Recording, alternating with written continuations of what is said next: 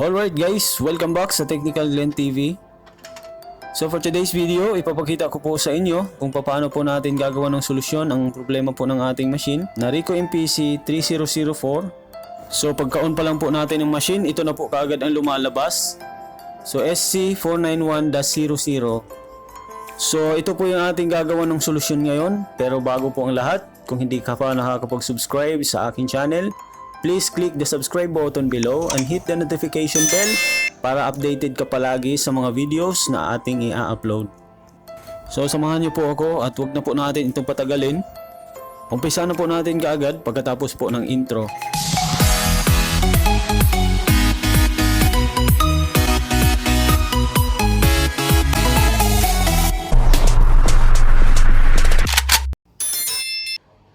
So let's start guys. Ang gagawin po natin, i-off lang natin yung machine at open po natin yung cover sa likod.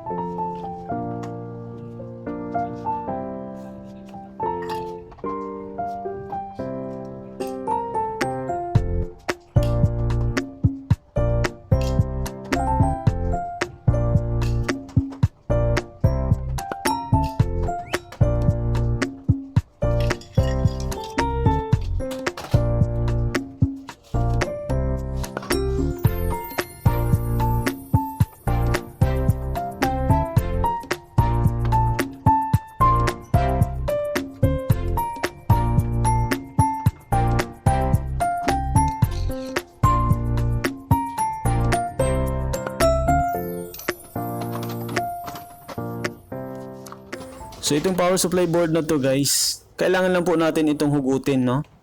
Tanggalin lang po natin ito dahil nasa likod po nito yung high voltage board na kailangan po nating palitan.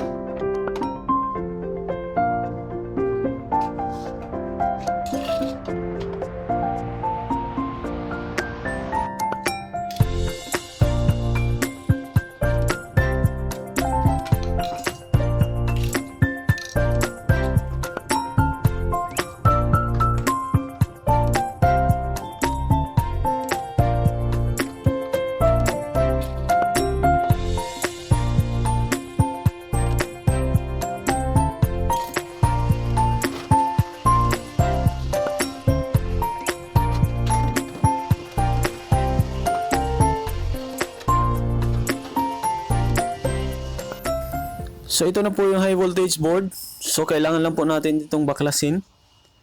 So hugutin po natin ito dahil sira na po ito. Malamang charge leak po ito. Kaya kailangan na po natin palitan.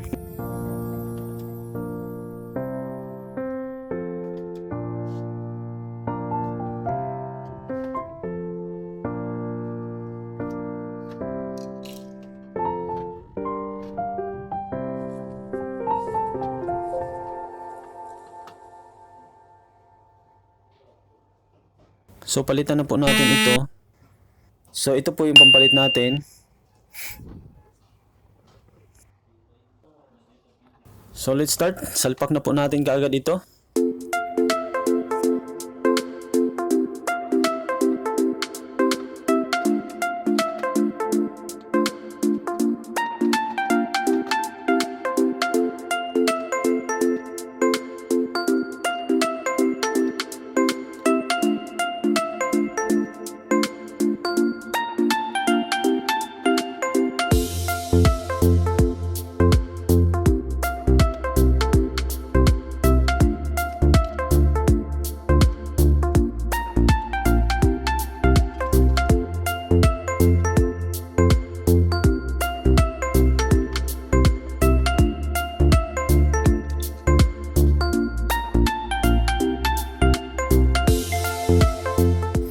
So ibabalik na po natin yung power supply board. So ibalik lang po natin ng maayos. Be sure na wala po tayong mga kalimutan na connectors para hindi po tayo magkakaproblema.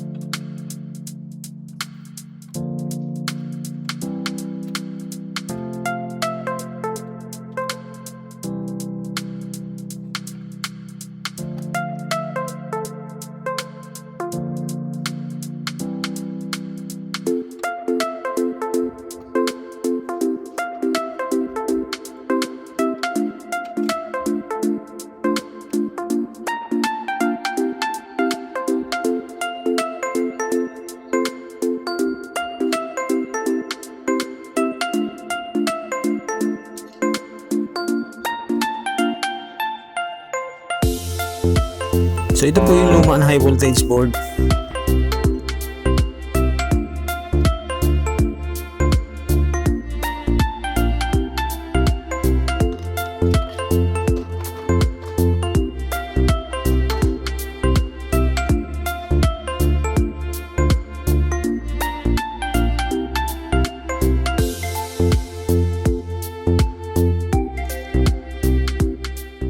So let's start guys. Turn on na po natin yung machine.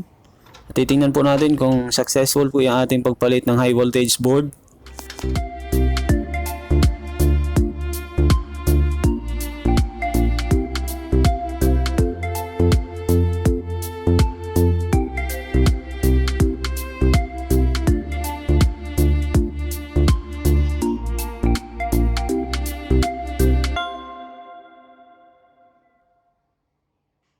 So okay na po guys, no? Wala na pong error code. So kanina pagka-on pa lang po ng machine, so nagkakaroon na po kagad ng error code. So ngayon po okay na po siya. So makakapag-kopya na po tayo.